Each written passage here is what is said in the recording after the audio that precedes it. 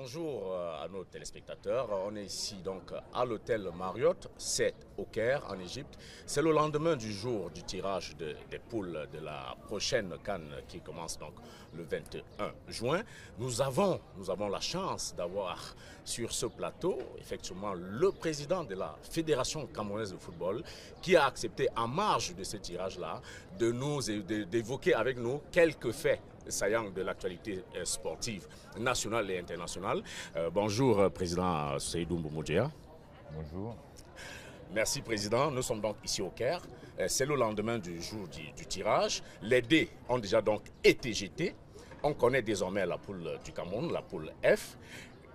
Quand vous regardez la configuration des différentes poules, est-ce que vous diriez que ce tirage-là, la composition des poules est équilibrée et que pensez-vous précisément, particulièrement de la poule du Cameroun et ses chances de pouvoir sortir de cette phase de poule? Merci de me donner la parole, de me donner l'opportunité de réagir par rapport à l'événement qui a marqué la semaine, à savoir le tirage au sort de la prochaine édition de la CAN 2019 au Caire, en Égypte. Je dois dire que je suis de ceux qui pensent que de plus en plus, il n'y a plus de CAN avec des grands et des petits.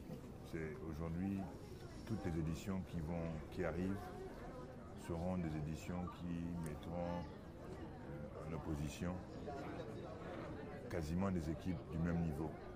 Avec des grandes équipes qui ont la réputation de palmarès, c'est le cas du Cameroun, mais en général, il y a un nivellement vers le haut qui est impressionnant. Nous avons dans cette compétition 24 équipes vraiment qui se valent et elles ne sont pas là par hasard. Donc pour moi, en dehors peut-être du groupe D, je pense, qui est un groupe un peu serré avec le Maroc et la Côte d'Ivoire, et la Namibie et l'Afrique du Sud, je pense que dans le reste, c'est des groupes assez équilibrés. S'agissant du Cameroun, là encore, je vais me répéter en disant qu'il n'y a pas de petite équipe. Je l'ai dit hier à chaud et je le redis aujourd'hui, soyons prudents. C'est une poule qui paraît simple pour le Ghana et le Cameroun, mais qui pourrait s'avérer difficile au vu du parcours des deux autres équipes qui sont considérées comme moyennement importantes. Donc moi je resterai prudent et je demanderai aux dirigeants, enfin à l'équipe technique, au staff technique, de prendre tous les matchs au sérieux. Il peut arriver même que le match du Ghana soit peut-être plus simple que celui des autres. Non, il n'y a aucun match facile à la CAN. Quand on arrive à ce niveau de compétition, de plus en plus, rien n'est facile. Il faut être bien préparé, c'est ce que nous faisons et nous allons faire. Et puis, il faut rentrer dans l'arène en portant avec sérieux le statut de détenteur du trophée, parce qu'on nous attend au tournant. Le détenteur, c'est toujours, et le pays organisateur, c'est toujours les deux pays attendus. Et les équipes qui les affrontent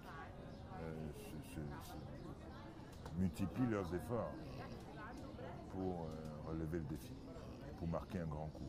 Battre le pays organisateur, pour ça c'est toujours un grand défi. Le détenteur pareil, donc on est averti et je pense qu'il vaut mieux aller avec beaucoup d'humilité, affronter ces équipes.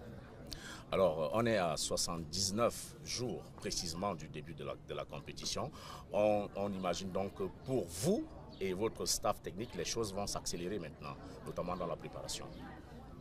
Absolument, j'ai mis l'accent sur la préparation,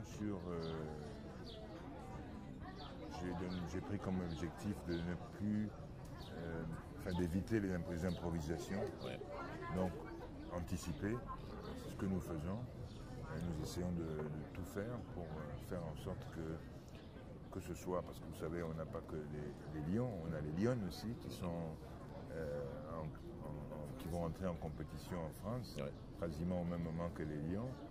Donc il va falloir dès maintenant se mettre au travail. Les Lions sont déjà en stage, comme vous le savez, depuis quelques semaines. Et les nôtres, les Lions, eux, ils vont rentrer en stage. Évidemment, il faut attendre que les championnats se terminent et que les joueurs soient libérés. Mais nous avons déjà une très bonne idée du cadre dans lequel ils vont évoluer au niveau de la préparation. Ça va être une préparation intense et adaptée à ce qui nous attendra ici. D'accord, Président. Hier, quand même, une information qui a été rendue publique par le président de la Confédération africaine de football. Nous avons appris effectivement que le Cameroun a également été choisi pour abriter l'édition du CHAN qui va se jouer en 2020. Est-ce que cela, le choix du Cameroun, vous diriez que c'est l'exemple, c'est le fait concret de ce que la confiance règne, une confiance totale entre le Cameroun et donc la Fédération camerounaise de football et l'instance fêtière du football en Afrique? Vous savez, il n'y a pas de doute sur ce point-là. Le Cameroun sort d'une longue crise de gouvernance et la CAF et la FIFA n'ont cessé de soutenir l'association, notre association, parce que ils ont eu confiance, ils ont eu la confiance, ils savent que c'est une grande nation du football et qu'on ne peut pas lâcher une association comme l'Africa Foot quand elle se trouve en difficulté comme c'était le cas pendant ces longues années. Aujourd'hui, nous avons un nouvel exécutif élu que je représente et je vous avoue que notre réhabilitation dans le concert des nations du football et tout, elle se fait graduellement et positivement parce que cette confiance n'a jamais été ébranlée entre les institutions fêtières, mais la CAF, sur la CAF et la FIFA et nous. Les ponts n'ont jamais été rompus et le soutien est là. Aujourd'hui, pour revenir à la question que vous me posez, l'attribution suite au retrait de l'Éthiopie pour l'organisation du CHAN, aujourd'hui, il y en est encore la preuve éclatante que la confiance règne.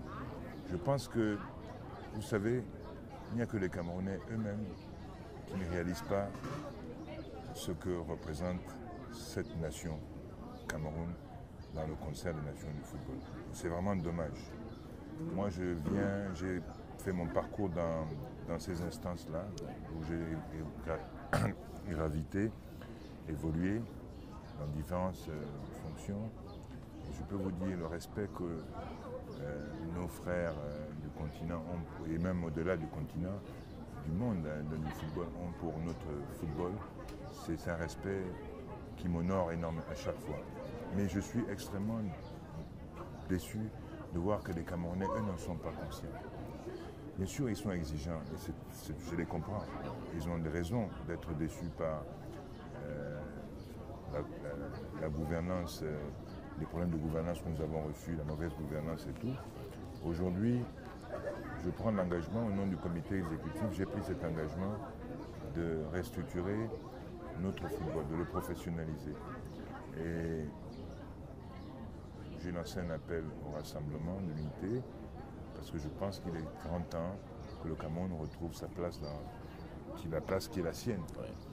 Et aujourd'hui, le CHAN est une opportunité encore pour le peuple, les sportifs camerounais, de démontrer, comme elle l'a fait pour la CAN féminine, que nous sommes un pays de football et que nous sommes un pays de connaisseurs et que nous sommes capables de nous rassembler et d'organiser peut-être l'un des plus bels événements, une des plus belles éditions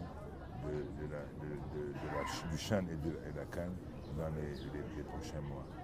Et aujourd'hui, on nous fait un mauvais procès. Je vois des images circuler sur l'état d'avancement des travaux.